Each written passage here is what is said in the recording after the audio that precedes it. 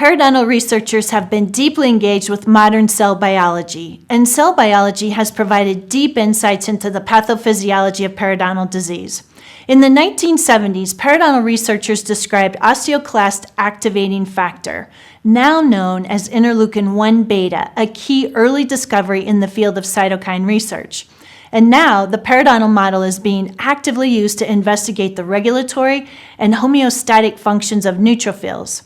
Microbiology research in periodontal disease has yielded profound insights into the nature of host-pathogen relationships. For example, we now know that some of the keystone species in the pathological biofilm, such as Porphyromonas gingivalis or Treponema denticola, actually hijack the signaling mechanisms of our innate immune system. They take over elements of the complement system and toll-like receptors, twist them to their own purposes. They use our own body's immune molecules to cripple the killing ability of neutrophils, to increase destructive inflammation, and to help populations of co-pathogens thrive in the periodontal environment. The turn of this millennium brought some crucial new research on the undeniable connections between periodontitis and systemic illness. Notably, a major publication in 2009 linked periodontal conditions with heart disease. It was the American Journal of Cardiology and Journal of Periodontology Editor's Consensus, entitled Periodontitis and Atherosclerotic Cardiovascular Disease. The paper helped the medical community acknowledge the link between atherosclerotic cardiovascular disease and periodontitis and offered approaches for reducing the risk of primary and secondary atherosclerotic cardiovascular disease events in patients with periodontitis. This article, written by Friedwald V.E. et al., was published in both the American Journal of Cardiology and the Journal of Periodontology in 2009. It was titled the American Journal of Cardiology and Journal of Periodontology Editor's Consensus, Periodontitis and Atherosclerotic Cardiovascular Disease. Recent studies have likewise offered new information that suggests disease in the gums can spread to other parts of the body, and or disease in other parts of the body can impact the gums. A research article by Lee, Koltveit, Tronstad, and Olson, published in 2000 in Clinical Microbiology Reviews titled Systemic Diseases Caused by Oral Infection, examined the links between periodontal disease and cardiovascular disease, infective endocarditis, bacterial pneumonia, low birth weight, and diabetes mellitus. The researchers specified that bacteria from the mouth could be passed to the bloodstream. Quote, with normal oral health and dental care, only small numbers of mostly facultative bacterial species gain access to the bloodstream. However, with poor oral hygiene, the numbers of bacteria colonizing the teeth, especially supragingivally, could increase 2 to 10-fold and thus possibly introduce more bacteria into tissue and the bloodstream, leading to an increase in the prevalence and magnitude of bacteremia. End quote.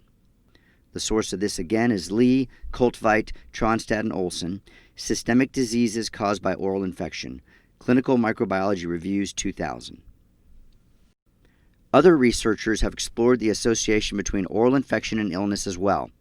Michaud, Joshipura, Giovannucci, and Fuchs concluded that men with gum disease, particularly those who lost teeth within the past 4 years, were more likely to develop pancreatic cancer.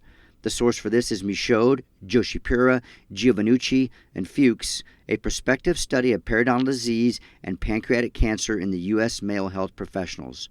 Journal of National Cancer Institute, 2007. Other areas of research with growing evidence of links to periodontitis include cardiovascular disease, gastrointestinal and colorectal cancer, diabetes and insulin resistance, respiratory tract infections, adverse pregnancy outcomes, anemia, chronic kidney disease, and rheumatoid arthritis. Furthermore, periodontal pathogens Treponemas and Borrelia burgdorferi were identified in Alzheimer's disease cases by McCloskey in 2011.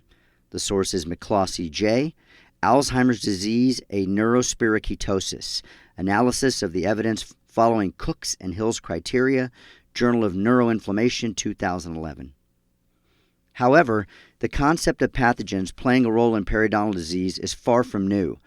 For nearly a century, light microscopy has been applied to locating the parasite Entamoeba gingivalis in diseased gums. The source of this is Trim RD et al. Use of PCR to detect Entamoeba gingivalis in diseased gingival pockets and demonstrate its absence in healthy gingival sites. Parasitology Research, 2011. Treatments commonly practiced in popular modern dentistry, such as root planing and surgery, do not seem to address the current science or even the past practices from 100 years ago that recognize the role of pathogens and inflammation in periodontal disease. In fact, by removing parts of the body and or making a number of surgical incisions, the disease could potentially be worsened and spread to other parts of the body, and different parts of the periodontium could be damaged as well. In an article titled, quote, Periodontal Medicine, 100 Years of Progress, end quote, published in 2019 in the Journal of Dental Research, the authors state that, quote, holistic interventions aimed at reducing the total systemic inflammatory burden by doing a phased targeting of all sources with periodontitis as the last phase may be the only means of achieving successful clinical outcomes, end quote. The source of this is Beck J.D. et al., Periodontal Medicine, 100 Years of Progress, Journal of Dental Research, 2019.